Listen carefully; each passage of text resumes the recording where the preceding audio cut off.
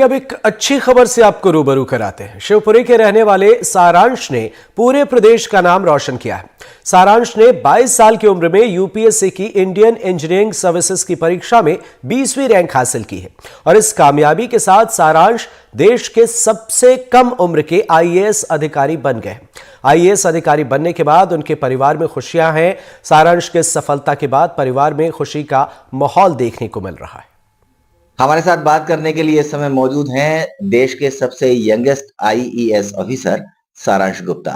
इन्होंने ये कामयाबी कैसे हासिल की, यहाँ तक कैसे पहुंचे और इनका आगे का एम क्या है, इस विषय पर बातचीत करते हैं सारांश गुप्ता से। ये बताइए कि आपने जो एम बनाया है अपना, उसका ये मंजिल है या अभी और चलना है?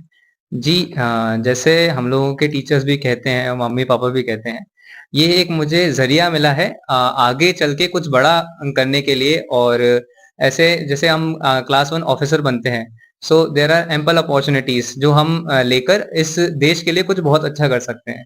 सो मैं इस चीज़ को पढ़ाई के तौर पे देखा जाए तो मेरा ड्रीम था कि मैं आईईएस ऑफिसर बनूँ एंड सीपीडब्ल्यूडी जाऊँ। बट अभी जैसे मुझे जैसे रिजल्ट आया है तो मुझे दिखता है कि बहुत सारी अपॉर्चुनिटीज़ हैं, सो दैट नेवर एंड्स। अच्छा, आपको सारी पढ़ाई आपने यहीं से की है, शिवपुरी से।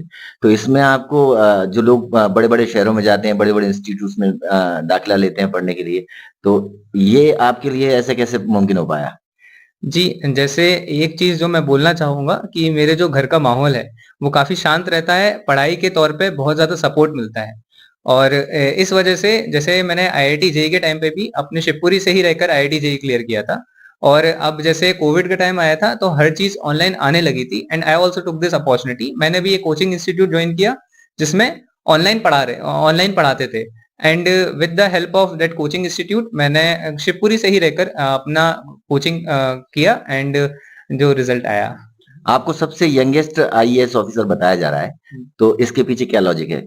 जी इस ईयर जो भी जितने भी मेंबर्स जो सिलेक्ट हुए हैं उनमें मैं यंगेस्ट हूँ। बिकॉज पहली चीज तो मैं अपने कॉलेज के साथ सिलेक्ट हुआ हूँ एंड आई रिमेम्बर कि जब मेरा इंटरव्यू हुआ था बहुत थोड़ा टेंस माहौल रहता है। सो द चेयरमैन उन्होंने थोड़ा सा चीज जगह ठंडी करने के लिए बोला था कि you are the youngest officer अगर तुम बनोगे and best of luck for it. So from there I know it.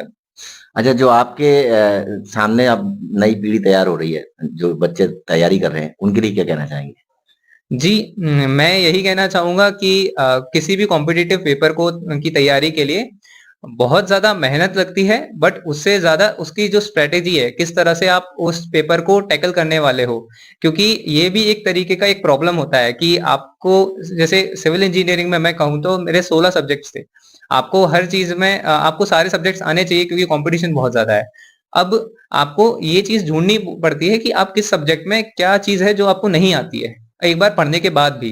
And जैसे-जैसे अगर आप वो चीज़ें करते जाओ जो आपको नहीं आती एक बार पढ़ने के बाद भी, मुझे लगता है कि उस तरह से सबसे ज़्यादा रैंक इम्प्रूव होती है। So this would be my suggestion to all those who have been studying. बहुत धन्यवाद हमसे बात करने के लिए सारांश। तो हमारे साथ थे सारांश गुप्ता, जिन्होंने ये कामयाबी हासिल करते हुए न केवल शिवपुरी का नाम गर्व से ऊंचा किया है, बल्कि देश में भी अपनी जगह बनाने में कामयाबी हासिल की है। शिवपुरी से अतुल गौर, एनडीटीवी।